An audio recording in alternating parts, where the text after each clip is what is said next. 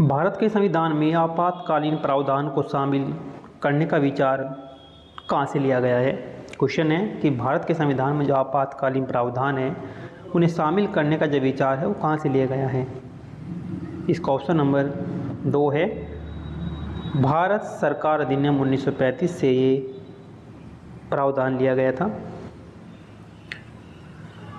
क्या है ये प्रावधान? भारत संविधान में आपातकालीन प्रावधान भाग 18 में अनुच्छेद 352 से 360 तक शामिल है। ये प्रावधान केंद्र सरकार को युद्ध, बाहरी आक्रमण, सशस्त्र विद्रोह और वित्तीय संकट जैसी असामान्य परिस्थितियों से प्रभावी ढंग से निपटने में सक्षम बनाता है, इसलिए आपातकालीन ये प्रावधान है। भारत संविधान में 3 प्रकार के आपातकाल प्रभाव प्रावधान है। आपातकाल के जो प्रावधान है वो 3 प्रकार के हैं। पहला है राष्ट्रीय आपातकाल अनुच्छेद 352 के तहत जब भारत की सुरक्षा को युद्ध, बाहरी आक्रमण या सशस्त्र विद्रोह से खतरा हो तो राष्ट्रपति राष्ट्रीय आपातकाल की घोषणा कर सकते हैं। दूसरा दिया गया है कि राज्य में आपातकाल राष्ट्रपति शासन अनुच्छेद 356 के तहत यदि किसी राज्य में संवैधानिक तंत्र विफल हो गया हो, यानी कि सारा कार्य संविधान के हिसाब से नहीं चल रहा हो, तो संवैधानिक तंत्र विफल हो गया हो तो उस स्थिति में राष्ट्रपति उस राज्य में आपातकाल राष्ट्रपति शासन लागू कर सकते हैं। तीसरा है वित्तीय आपातकाल है अनुच्छेद 360 के तहत यदि भारत की वित्तीय स्थिति या शाख को खतरा हो तो राष्ट्रपति वित्तीय आपातकाल की घोषणा कर सकते हैं। संविधान में आपातकालीन प्रावधान को शामिल करने का मुख्य उद्देश्य देश की संप्रभुता, एकता, अखंडता और सुरक्षा की रक्षा करना है। ये प्रावधान यह भी सुनिश्चित करते हैं कि लोकतांत्रिक राजनीतिक व्यवस्था और संविधान की रक्षा की जा सके। नेक्स्ट क्वेश्चन है कि संविधान सभा के अस्थायी अध्यक्ष कौन थे। संविधान सभा के अस्थायी अध्यक्ष देखो सच्चिदानंद सिन्हा अस्थायी अध्यक्ष थे। कब बने थे? ये 9 बने थे 9 दिसंबर 1947 को। 9 दिसंबर 1947 को। और 11 दिसंबर 1947 को जो अस्थायी रूप से अध्यक्ष बने थे उनका नाम था डॉक्टर राजेंद्र प्रसाद। दोनों क्वेश्चन इसमें संविधान सभा के जो अस्थायी थे उनका नाम है राजेंद्र प्रसाद।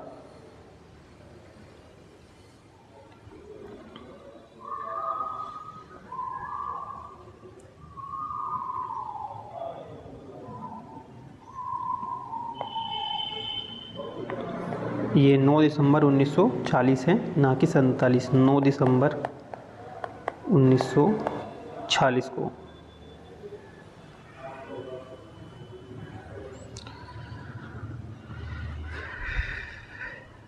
नेक्स्ट है संविधान सभा द्वारा अंतिम रूप से पारित संविधान में कुल कितने अनुच्छेद और अनुसूचियां थी।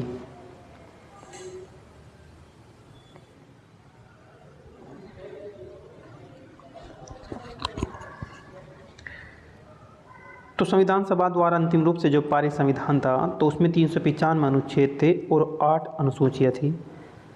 8 अनुसूचियाँ उसमें थी।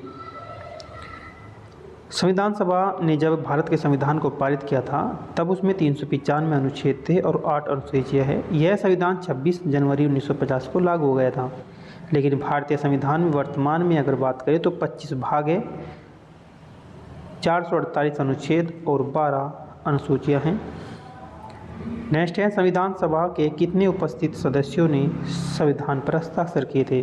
संविधान सभा के कितने उपस्थित सदस्यों ने संविधान पर हस्ताक्षर किए थे।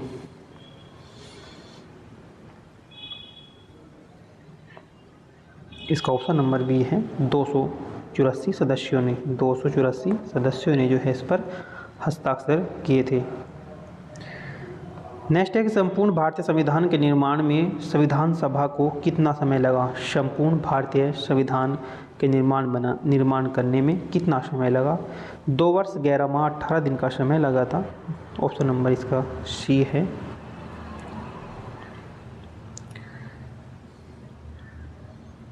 संविधान सभा ने 26 नवंबर 1949 को अपना काम पूरा कर लिया और 26 जनवरी 1950 को संविधान लागू हुआ। इसी दिन की याद में भारत में हर वर्ष 26 जनवरी को गणतंत्र दिवस के रूप में भी मनाते हैं। और भारतीय संविधान को पूर्ण रूप से तैयार करने में 2 वर्ष 11 माह 18 दिन का समय लगा था। भारतीय संविधान सभा के प्रथम दिन की जो अधिवेशन की अध्यक्षता की थी वो किसके द्वारा की गई थी? वो की गई थी सच्चिदानंद सिन्हा के रूप में की गई थी और ये 9 दिसंबर को की गई थी, 9 दिसंबर 1946 को। भारत संविधान का निर्माण किसे माना जाता है? निर्माता, भारत संविधान का जो निर्माता माना जाता है वो डॉक्टर भीमराव अंबेडकर को संविधान का निर्माता कहा जाता है। डॉक्टर भीमराव अंबेडकर को भारत के संविधान का जनक कहा जाता है। उन्होंने संविधान निर्माण में एक अहम भूमिका निभाई थी और संविधान का मसौदे समिति के भी जो संविधान बनाने की एक समिति बनाई थी, मसौदा समिति, तो उसके अध्यक्ष भी थे। भारत संविधान के निर्माण में अंबेडकर का योगदान क्या था? उन्होंने संविधान निर्माण में एक कुशल नेतृत्व दिया इन्होंने, और इन्होंने संविधान में समाज के हर वर्गों के लोगों को शामिल करने का भी प्रयास किया है। उन्होंने संविधान में यह सुनिश्चित किया कि समाज के अंतिम पंक्ति में बैठे व्यक्ति को भी राष्ट्र के विकास में योगदान दे सके, ऐसा इन्होंने विचार किया। नेक्स्ट है, पुनर्गठित संविधान सभा में विभिन्न प्रांतों के लिए कितने प्रतिनिधि थे?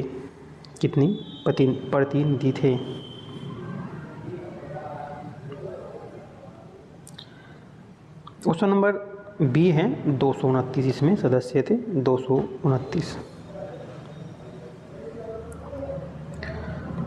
पुनर्गठित संविधान सभा में प्रांतों के लिए 292 प्रतिनिधि थे और संविधान सभा के कुल सदस्यों की संख्या जो थी वो 389 थी। संविधान सभा के सदस्यों में से 93 सदस्य रियासतों के थे और संविधान सभा के सदस्यों में से 4 मुख्य आयुक्त प्रांत के थे। ये प्रांत कौन कौन से थे? दिल्ली, अजमेर, मेरवाड़, कुरु और ब्रिटिश बलूचिस्तान, ये जो प्रांत थे यहाँ से थे।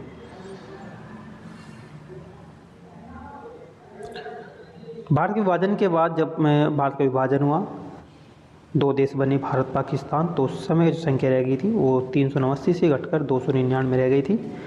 इन 299 सदस्यों में से 229 सदस्य ब्रिटिश प्रांतों से थे। संविधान सभा के 70 सदस्यों का नाम देशी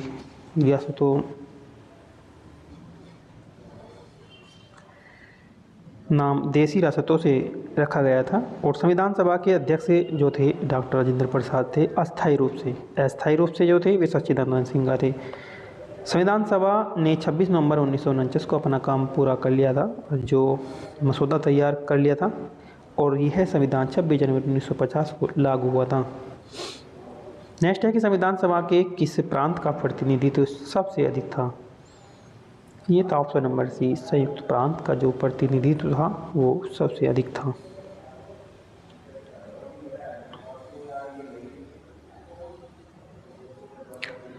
संविधान सभा में संयुक्त प्रांत का प्रतिनिधित्व सबसे ज़्यादा था, सबसे अधिक था। संयुक्त प्रांत से 55 सदस्य संविधान में थे। कितने सदस्य थे? 55 सदस्य संविधान में शामिल थे। संविधान सभा से जुड़ी कुछ अन्य जानकारी ये है कि संविधान सभा के कुल जो सदस्य थे 389 थे। बाद में विभाजन के बाद 299 रह गए थे, लेकिन सदस्य 389 से। इनमें से 292 सदस्य प्रांतों से और 93 सदस्य रियासतों से थे। और संविधान सभा में ब्रिटिश प्रांतों के 229 सदस्य थे, देशी के रियासतों के 70। संविधान सभा में कांग्रेस पार्टी का बहुमत था और संविधान सभा ने भारत को एक स्वतंत्र प्रभुत्व, संप्रभु गणतंत्र घोषित किया था और संविधान सभा ने भारत के भविष्य के शासन के लिए संविधान तैयार किया था। और संविधान सभा ने भारत के संविधान को बनाने के लिए कई समितियां बनाई थी। तो ये था इसका दूसरा पार्ट। ये 1000 क्वेश्चन की सीरीज है। ये 1000 क्वेश्चन की सीरीज है। ये RO के एग्ज़ाम जो 27 जुलाई में एग्ज़ाम डेट है उसके लिए, इस परीक्षा के लिए काफ़ी महत्वपूर्ण है।